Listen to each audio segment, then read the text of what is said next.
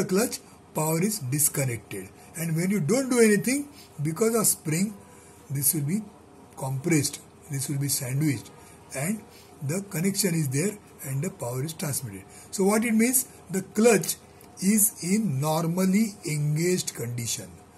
This is already engaged, so when you don't do anything, it is sandwiched and the power is transmitted when we are not separating it. If you want to disconnect the power, then you have to press this pedal, and once you press the pedal, this contact is broken and the power is disconnected.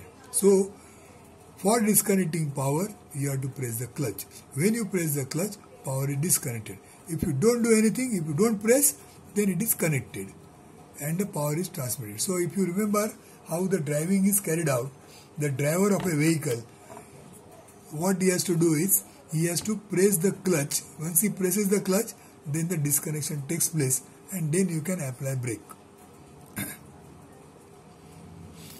And when you don't do anything to the clutch, the power will be continuously transmitted. So this is an example of a single plate clutch, and this is the way it works. Now for single plate clutch, in this case, there are two surfaces in contact. So suppose I draw it like this. Instead of drawing these two, I am drawing this as a singles disc. Now this disc is sandwiched between 1 and 2. Between 1 and 2, this disc is sandwiched here. So the surfaces which are having friction are 2. So there are two surfaces in contact. So accordingly, when we solve the problems, we have to say that active surfaces are 2. So what we calculated earlier, all the formulae which we have seen, they were the formulae for one surface. In actual practice, there could be two surfaces, so you have to make everything double. So for single plate clutch, there are two surfaces. Now how do you find out the number of surfaces? In case of single plate, there is definitely two surfaces, but there is also something called as a multiple plate clutch. So if you see this figure is of a multiple plate clutch. So instead of one plate, there are multiple plates. So this figure is roughly drawn like this. So you can see there are discs like this and there are discs like this. So at the moment, what is drawn is, there are 1, 2 and 3. There are 3 discs on the inner shaft and there are 1, 2, 3, 4. These are the discs on the outer shaft. Rather not like that. There are 3 discs on the inner shaft and 2 discs on the outer shaft.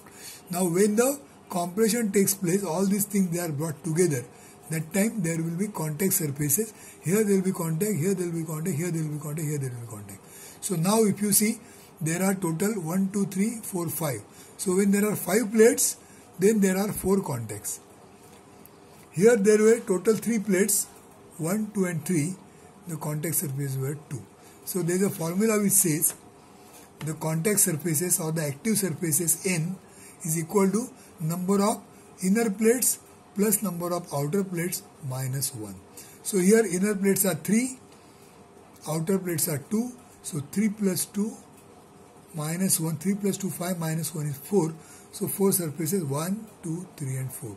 In the earlier example, inner plate 1, outer plate 2. So 1 plus 2 is 3, 3 minus 1 is 2. Therefore there are 2 surfaces.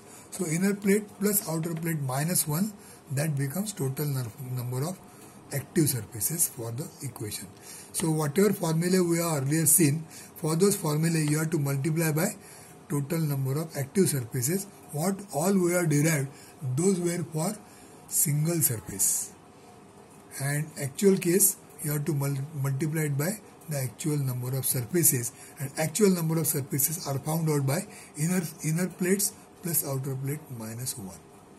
So we have discussed single plate clutch, we have seen multiple plate clutch. Single plate clutch we have seen in lot of details, how the construction is made, how the various parts are involved, and what happens when the pedal is pressed, how the sandwich is broken and how the power is disconnected when we don't do anything, how the spring comes into picture and how the clutch plate gets sandwiched between the two plates and how the power is transmitted.